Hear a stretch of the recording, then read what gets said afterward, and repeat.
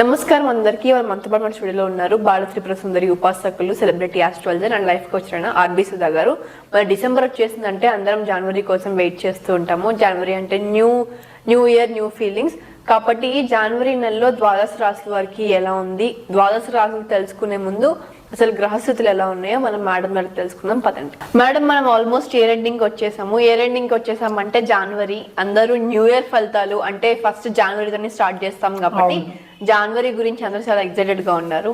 ముందుగా రాశి వెళ్లే ముందు అసలు జనవరిలో ఏ ప్లానెట్స్ ఎలాంటి పొజిషన్స్ లో ఉన్నాయో ఒకసారి వివరించండి. నువ్వు గోచారం అడుగుతున్నావు, కరెక్టే. మనం ఎప్పుడు రాశి ఫలితాలు మాట్లాడుకున్నా గోచారం మాట్లాడుకుంటాము.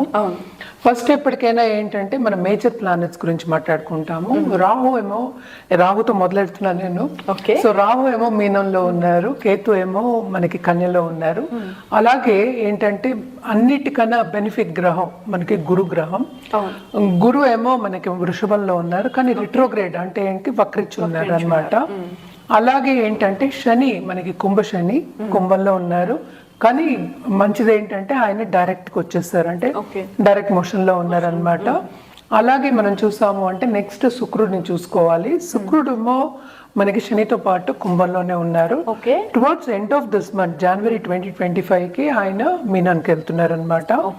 అలాగే ఏంటంటే మనం మార్స్ గురించి మనం చాలా ఎపిసోడ్స్ కూడా చేసాము. మార్స్ ఏంటంటే మన కుజుడు ఏంటంటే ముందుకి వెనక్కి వెళ్తున్నారు. అది జూన్ వరకు అలాగా స్తంభించిపోయి ఉన్నారు అనమాట కొంచెం. ప్రస్తుతం స్తంభన అంటే ఏంటంటే నీచ స్థితిలో మనకి కర్కాటకంలో ఉన్నారు. అలాగే ఏంటంటే రిట్రోగ్రేడ్ లో ఉన్నారు అనమాట. అదే ఈ మంత్ ఎండ్ కి 21st Jan కి ఆయన మిథునానికి వెళ్తున్నారు అనమాట. అలాగే ఇంకో గ్రహం మనం చూసుకోవాల్సింది ఎప్పటికైనా మనం మాట్లాడుకుంటాం కమర్షియల్ గ్రహం. అలాగే బుద్ధికి ఇంటెలెక్ట్ కి కూడా ఆయన్నే మనం చూస్తూ ఉంటాం జాతకంలో. బుధ గ్రహం మనకి 4th January ఇప్పుడు ప్రస్తుతం అయితే వృచ్చికంలో ఉన్నారు. 4th January ఏంటంటే ధనుస్కి వెళ్తున్నారు అనమాట. అలాగే towards end of this month ఆయన మకరానికి కూడా వెళ్తున్నారు అనమాట. సో నెక్స్ట్ మనకి మోస్ట్ ఇంపార్టెంట్ మేజర్ ఎప్పుడు మనం మాట్లాడుకుంటాం సూర్యగ్రహం. చంద్రుడు అందరికీ తెలుసు 2 రోజులకు ఒకసారి మారుతూనే ఉంటారు. సూర్యగ్రహం మనకి తెలుసు ఆయనకి సంక్రమణ జరగబోతోంది. అంటే ఏంటి, January 14th. దాన్నే ఏంటంటాం మనం, ఎక్కడి నుంచి ధనుస్ నుంచి మకరానికి వెళ్తున్నారు ఆయన. సో దాన్ని మకర సంక్రాంతి కింద మనం చేసుకుంటూ ఉంటాము. అందరికీ తెలుసు జనవరిలో సంక్రాంతి వస్తుందని తెలుసు. అది ఎప్పుడు జరుగుతోంది, 14th January జరుగుతోంది అనమాట. సో ఇవన్నిటిని పట్టే మనం ఈ గ్రహ స్థితిని పట్టే ఈ నెల January 2025 మనం అన్ని రాశి ఫలితాలు మాట్లాడుకోవాలన్నమాట. ఏంటంటే ఎప్పటికీ మనం చెప్పేది ఏంటంటే కొన్ని రాసుల వారికి చాలా బాగుంటుంది, కొన్ని రాసుల వారికి మిశ్రమ ఫలితాలు ఉంటాయి. ఏదైనా సరే వ్యక్తిగత జాతకం మీద ఆధారపడి ఉంటుంది. మనం జనరల్ గా మాట్లాడుకుంటున్నాం అంటే రాశి ఫలితాలు అంటే ఏంటంటే ఎక్కడ చంద్రుడు ఉన్నాడో దాన్ని రాశి అంటాం అనమాట.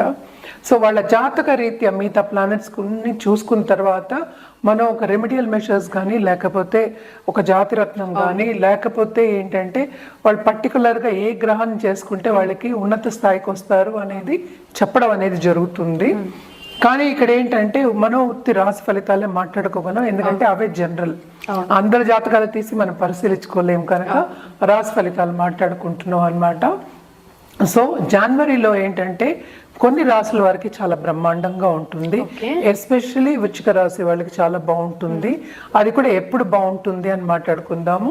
అలాగే పరిహారం చేయాలి అంటే కనుక తప్పక ఈ నెలంతా మనం సన్ గాడ్ అంటే ఏంటంటే సూర్యభావానికి చేసుకోవడం చాలా మంచిదన్నమాట.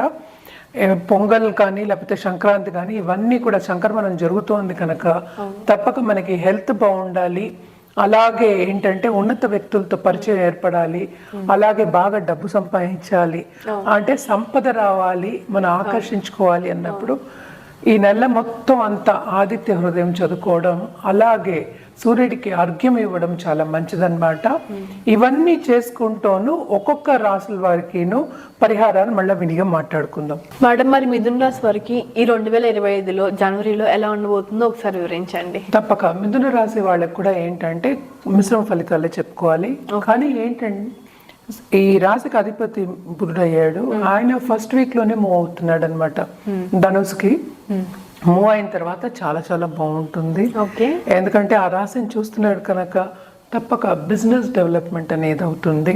ఓకే. అలాగే పార్ట్నర్షిప్ బిజినెస్ లో ఉన్న వాళ్ళందరూ విస్తరిస్తారు. అండ్ ఆల్సో కొత్త బిజినెస్ పెట్టాలి అనే ఐడియాస్ అన్నీ వస్తాయి వాళ్ళకి. అది మోస్ట్ ఇంపార్టెంట్ కదా.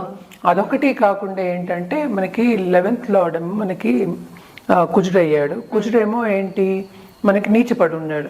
సో ఐడియాస్ అనేవి వస్తాయి, పెడతారు అంటలేదు అందుకనే. సో అది ఆయన మనీ మిథునానికి ఏంటంటే towards end of this month move అవుతున్నారు. సో తప్పక చాలా బాగుంటుంది ఆ టైంలో. అండ్ ఫస్ట్ ఏంటంటే ఇప్పుడు 3rd లార్డ్ ఏమో సన్ కదా, మనకి సన్ ఏమో 7th లో ఉన్నాడు. సో 15th 14th వరకు ఇక్కడే ఉంటున్నారు. సంక్రమణం ఇంకా జరగలేదు, మకరానికి ఇంకా వెళ్ళలేదు కనుక first half of this month కష్టజీవి, కష్టపడాలి. సో శ్రమ పడాలి. శ్రమ అనేది చాలా అధికం అని చెప్పాలన్నమాట. అండ్ ఆల్సో ఏంటంటే మనకి 12th లార్డ్ ఏమో మనకి భాగ్యంలో పడున్నాడు. అంటే ఏంటి, శనితో పాటు కుంభంలో ఉన్నారు. సో ఆయన కలిసి ఉన్నారు కనుక తప్పక ఏంటంటే శ్రమ ఒకటి, ఖర్చు అనేది అధికం. సడన్ గా డబ్బు వచ్చే సూచనలు కనిపిస్తున్నాయి, సడన్ గా డబ్బు పోయే సూచనలు కనిపిస్తున్నాయి.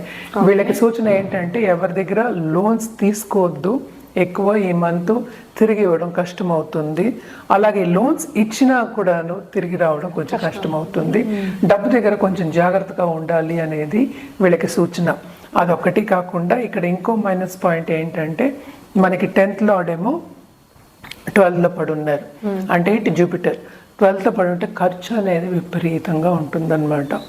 అదొకటి కాకుండా వీళ్ళు శుభ ఖర్చులే చేస్తారు, కానీ పెళ్లికి ఖర్చు పెట్టడం అంటే ఏంటంటే దాంపత్య జీవితం కూడా బాగుంటుంది వీళ్ళకి. అంటే కొత్తగా పెళ్లి కావాలి అన్న వాళ్ళు, పార్ట్నర్ కావాలన్న వాళ్ళకి కూడా మంచి సూచనలు కనిపిస్తున్నాయి కనుక శుభకార్యాలకి ఎక్కువ ఖర్చు పెడతారు అనేది వెరీ ఇంపార్టెంట్. అదొకటి కాకుండా మనం ఎడ్యుకేషన్ రంగంలో ఉన్న వాళ్ళు కానీ, పిల్లల ఎడ్యుకేషన్ గురించి కానీ, వాళ్ళకి ట్యూషన్లు చెప్పడం కానీ, లేకపోతే ఇంకా ఉన్నత స్థాయికి రావాలని వాళ్ళు తాపత్రయపడి ఖర్చు పెట్టడం కానీ జరుగుతుంది.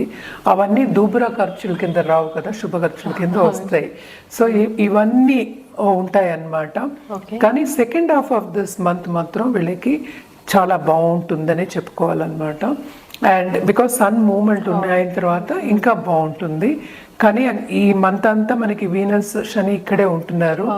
వాళ్ళేమో మళ్ళీ వీనస్ ఏమో 10th హౌస్కి రాహుతో పాటు వెళ్ళినప్పుడు కొంతవరకు ఏంటంటే ప్రయాణాలు ఎక్కువ అవుతాయి, ప్రయాణాల్లో శ్రమ పడడం అనేది జరుగుతుందన్నమాట. అలాగే ఏంటంటే ఈ నెలంతా వీళ్ళు కొంతవరకు ఎంజాయ్ చేస్తారు, బంధుమిత్రులతో కలయిక ఉంటుంది. అలాగే నేను చెప్పినట్టు ఖరీదైన వస్తువులు ఇచ్చి పుచ్చుకోవడం అనేది జరుగుతుందన్నమాట. ఎడ్యుకేషన్ రంగంలో ఉన్న వాళ్ళందరికీ చాలా బాగుంటుంది, ఎందుకంటే వాళ్ళకి ఇంకా రాబడి అనేది ఎక్కువ వస్తుందన్నమాట. బాగుంటుందని చెప్పుకోవాలి. దాంపత్య జీవితంలో నేను ఇందాక చెప్పినట్టు అనుకూల పరిస్థితి అనేది కొంచెం నెలకొంటుంది. Towards end of this month అంటే లాస్ట్ వీక్ ఆఫ్ దిస్ అంత బాగుండదు, కొంచెం జాగ్రత్తగా ఉండాలి అనేది సూచన అన్నమాట. అండ్ కొత్త బిజినెస్ విస్తరిస్తుందని చెప్పాను కదా, ఎవరైనా సరే ఇప్పుడు ఫారిన్ లో ఉన్న వాళ్ళు, ఫారిన్ టచ్ వచ్చిన వాళ్ళు, లేకపోతే ఆన్లైన్ బిజినెస్ చేసేవాళ్ళు, లేకపోతే కమర్షియల్ గా చేసేవాళ్ళు, అంటే ఏంటి ఇచ్చిపుచ్చుకున్న క్రయ విక్రయాలు అంటూ ఉంటాము. కమర్షియల్ బిజినెస్ చేసే వాళ్ళందరికీ బాగుంటుంది. వీళ్ళకి చెప్పవలసింది ఏంటంటే ఫుడ్ రంగంలో ఉన్న వాళ్ళకి కూడా చాలా బాగుంటుందని చెప్పాలి.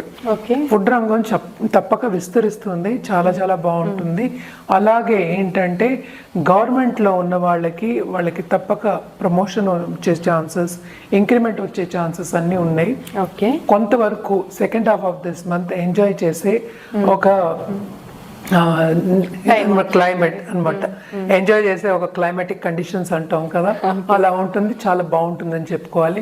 వీళ్ళు కూడా పరిహారం చేయాలి అంటే తప్పక సుబ్రహ్మణ్య స్వామికి తప్పక ఫస్ట్ చేయాలి. ఎందుకంటే ఎప్పుడు మనం విష్ణు సహస్రనామం చెప్తాం, వెడ్నెస్డే గణపతి పూజ అని చెప్పుకుంటాం. ఇప్పుడు మార్స్ ఏమో కిందకి పైకి వెళ్తున్నాడు, కొంచెం ప్రాబ్లమాటిక్ గా ఉంది. ఎందుకంటే సడన్ గా తొందరపాటు నిర్ణయాలు తీసుకోకుండా ఉండాలి అంటే ఈ రెమెడియల్ మెషర్స్ తప్పక చేయాలి. సో కుజుడికి కుజ జపం చేసుకోవడం కానీ, లేకపోతే సుబ్రహ్మణ్య స్వామికి మంగళవారం పూజ చేసుకోవడం కానీ, వెడ్నెస్డే కూడా చేయాలి. గణపతికి చేయకుండా మనం ఏమి చేయం కనుక వెడ్నెస్డే కూడా మనం గణపతికి పూజ చేసుకోవడం చాలా చాలా మంచిదన్నమాట. అలాగే ఏంటంటే మంగళవారం తప్పక ఒక వ్యక్తికి ఎవరైనా సరే, బ్రాహ్మణ్ అయినా సరే, ఎవరైనా సరే తప్పక ఒక ఆహారం పెట్టడం చాలా మంచిది. మన చేత్తో చేసి పెట్టడం చాలా మంచిది. ఎస్పెషలీ ఏంటంటే మనకి పాయసం కానీ, అన్న పాయసం, బెల్లంతో చేసిన పాయసం అవి పెట్టచ్చు. ఎందుకంటే సన్ కూడా మూవ్ అవుతున్నాడు. సో మనందరికీ తెలుసు ఈ నెలంతా వాతావరణం మంచి kites తోనూ లేకపోతే ఫెస్టివల్ వాతావరణం ఉంటుంది. సో ఖర్చులు అనేవి తప్పదు, మనం ఇందాక నుంచి మాట్లాడుకుంటున్నాము. సో దీంట్లో కూడా జాగ్రత్తగా హెల్త్ని కాపాడుకుంటూ రావాలంటే ఈ రెమెడియల్ మెషర్స్ అన్ని చేస్తే ఇంకా మంచిది.